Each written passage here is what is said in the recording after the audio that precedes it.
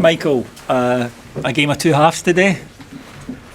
Oh yeah, a game of not defending a set play and then having to chase a game that was very, very comfortable before that. I have to say, I thought Malky came with a really good game plan. I thought his boys were terrific.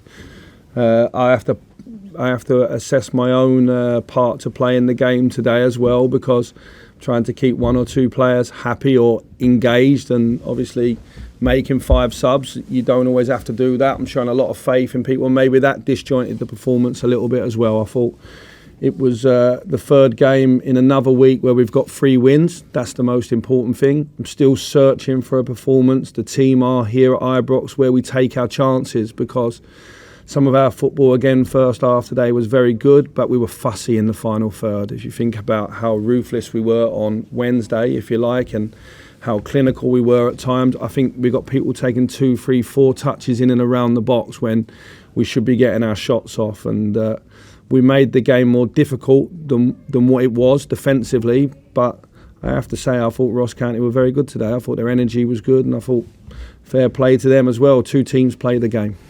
John McLaughlin came into the side today and he seemed to struggle a little bit on cross balls in the second half.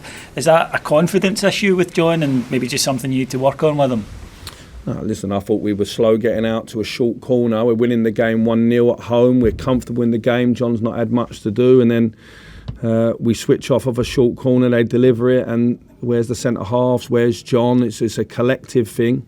As strong as we were in midweek on set plays to go and score 2 goals from it, we've let ourselves down today, and then we're having to chase a game that was in our hands. I think in the subs as well, 1 or 2 maybe came on, and I wouldn't say they played for themselves, but they wasn't in tune with the rest of the team. Those decisions are on me a little bit.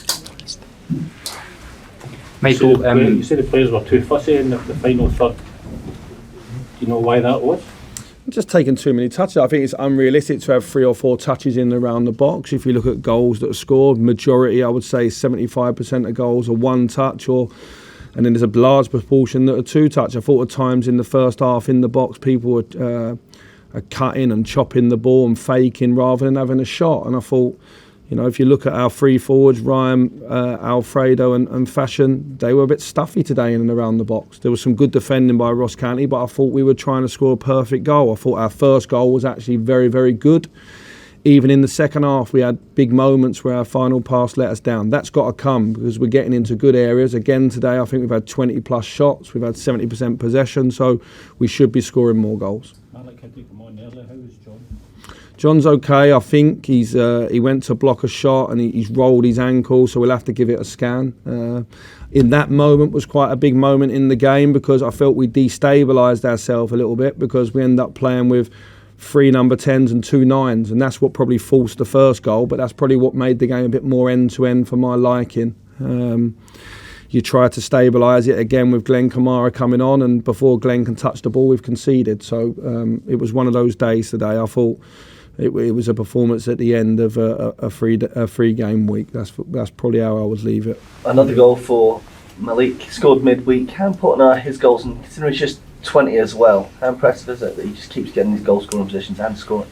To have a midfielder break out and score goals is really important. In the past, we've had Scott Arfield and Jaribo do that. Malik's now got that role in our team. I think Todd can add to that as well. I thought those were the 2 biggest performers for us today. I thought Todd again was very, very clean in all his possession, gets a lovely assist, and that's what I was saying previously there. That at that moment we had Ryan Kent, Todd, and Malik all playing behind Alfredo and Fashion. So our fullbacks had to play a slightly different game today, a little bit deeper at times. So look, that's what forced the first goal. It also left us a little bit open sometimes defensively. I just think we need to be a bit stronger in the final third. Malik is a player here that is obviously key to us moving forward.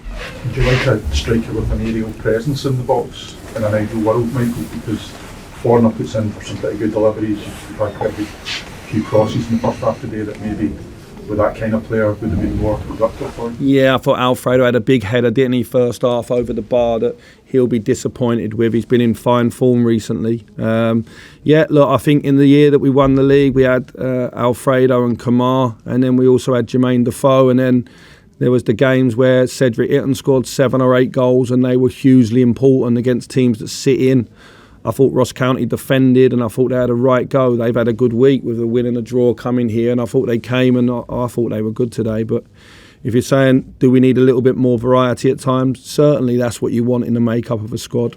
Michael, encouraging that Todd, it's only his second start here, but he looked like he'd been playing for your team for a lot longer today, perhaps. Yeah, it's another one that's got a, as I say, like our lineup when we took John Lundstrom off was if it was over the top attacking, if you like, and sometimes you can get in each other's way, and I suppose that's another way of looking at the first half. We had lots of possession, was in the right area, but maybe we were stumbling over each other. There was a lot of Ross County's bodies there as well. So, but in terms of a signing, his age, his profile, and what he can give, I've been absolutely delighted with him. It's now for me to make sure that I pick a team that's balanced, because we've got a lot of good football players now. They're going to have to fight it out, and if you come on off the bench, you're going to have to help the team be better. So it's not really about you and the level you play at. It's whether you make Rangers a stronger team on the pitch, and we've got a lot of players vying for maybe 4 positions at the moment in the attacking areas.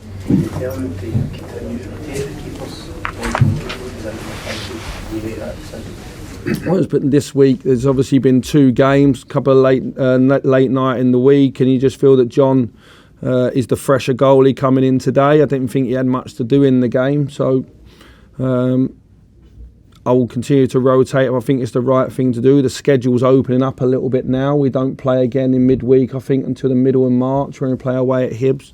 So I won't have the issue in terms of fatigue with anybody. Like anybody, goalkeeper, outfield player, won't have that. So I wouldn't expect 5 subs every game now. I think you're seeing it because I'm trying to get us through a tough schedule without having done a pre-season with the group, if you like, and knowing where everyone's at physically. You're trying to rotate to keep the energy on the pitch. I thought it looked fantastic, that rotation on Wednesday night. It didn't look so good on Saturday afternoon.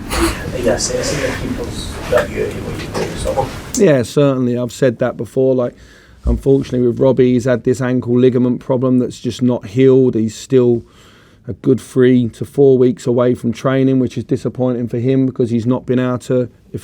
I think we've done probably about 40 training sessions and Robbie's been involved in 10 or 12. So that's really hard for Robbie to be able to show what he can do now. But John's been there all the time as a mainstay. We obviously know Alan's not getting any younger, but he's clearly our number 1 right now. But if I feel that he needs to have a rest, and I think John's always been able. Have we lost any games with John? So John's not the issue when he's in the goals. I think with the whole team defend. We come today on the back of 3 clean sheets on the bounce, and we can see the lousy goal off a set play. So we all need a shake for that. Michael, just a little word for Raskin. I know it was only a cameo at the end, but it certainly looks like he's going to bring a lot of energy and something the Rangers fans will, really take to. Yeah, he's a real technical player. So I said in the week that, very similar in style really to Glenn Kamara. He's not this 5'7" or 8" Rottweiler that's being reported. He's a technical player. He's going to play more as an 8, and if he plays at 6, you need to think he's a bit more like a Stephen Davis type. He's not what Ryan Jack and what John Lundstrom give us. It's a complete different profile. It was an interesting time to throw a boy on for his debut, but I trust him. And I thought he was very good. He only met his teammates really for the first time yesterday because we played late Wednesday night, and obviously on Thursday he was going through all the process of his work permit and everything, so he's probably worked with his teammates for 20-25 minutes. So to go out there today was a big call on my behalf, but I want to get him started just like I have with Todd. This is a long-term journey to get us to where we want to be. I know after Wednesday night people get excited, they get carried away, but I'm still wide-eyed and open to the job that we need to do. The games away from Ibrox where teams go for us, it allows us to press and show our defensive strength. That's the easiest thing to get back. The bits where you're beating a block out there, when teams are really resilient defensively, they're the things that take a little bit longer, and I think that's what you're seeing at the moment. That's why our away form and performances have been stronger than our home ones. Michael, the Malik Tillman substitution, you mentioned that being a key point in the game. Could you tell us why you chose that substitution? I think most fans might have expected you to go with Glenn Kamara at that point. Was it to give you more attacking intent?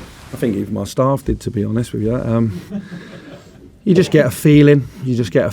And I felt that I could see what Ross County were trying to do, and I thought it was bold, and I quite liked it. I thought, okay, they're coming here to have a go, and I thought we'll throw a little bit of mud the other way. Something's got to give.